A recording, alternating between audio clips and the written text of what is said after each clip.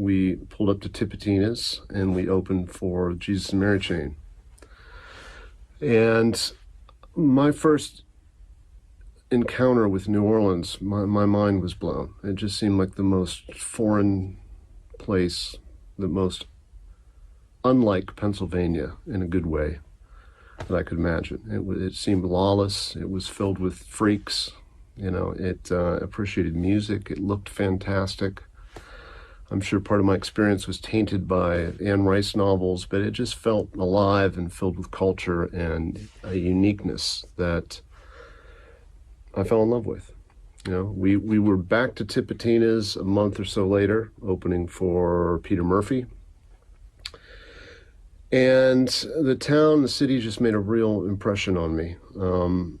Later that year, end of 1990, we pulled back into Cleveland, and it was winter, and it sucks, and our apartment had been broken into, and the city was resentful because we had some degree of success, and I just said, you know what, fuck this place.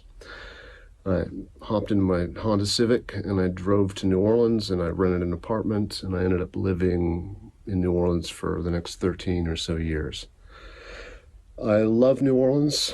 I still feel that it's my home. I really feel an affinity and a connection to everything about the city. I ended up having a music studio that was just right down the street from Tipitina's, around the corner on Magazine Street.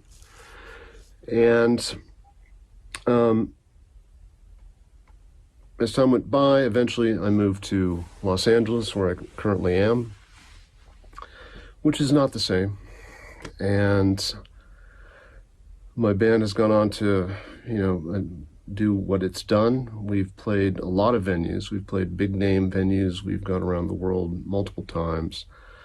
But what sticks with me is how important the independent small venue is. It's where my heart is. It's where we came from. And it really has this, what I feel is important is the uniqueness of these venues. What made them, the organic way they've evolved and become what they are. That's an essential part of the music ecosystem that I think is greatly in danger with this pandemic. If we lived in a country where there was a plan, a cohesive plan to deal with this epidemic, or if we lived in a country where the government cared enough about the arts and the little guy that they could provide some sort of funding to keep, to help out all the small venues which are hurting, all the musicians which are out of work, all the crew members and people that are around those musicians that are also out of work indefinitely. Maybe it'd be a different situation, but this is the hand we've been dealt. I know you know that. You're watching this broadcast, you're tuned into this. It's greatly appreciated by me. Keep in mind, if there's anything you can do that can help out the musician or the venue, whether it be buy a t-shirt, maybe buy some music from them off Bandcamp where they actually get some money. Support the mom and pop venues and retailers that still exist. You know, it really is what makes the world great. We don't want the whole world to become a Spotify playlist or a fucking Amazon store. So,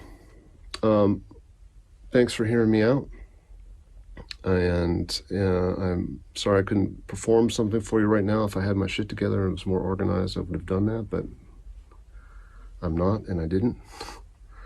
So I'm happy to help out my friends in Galactic and be a part of this. And once again, thanks for everyone's support.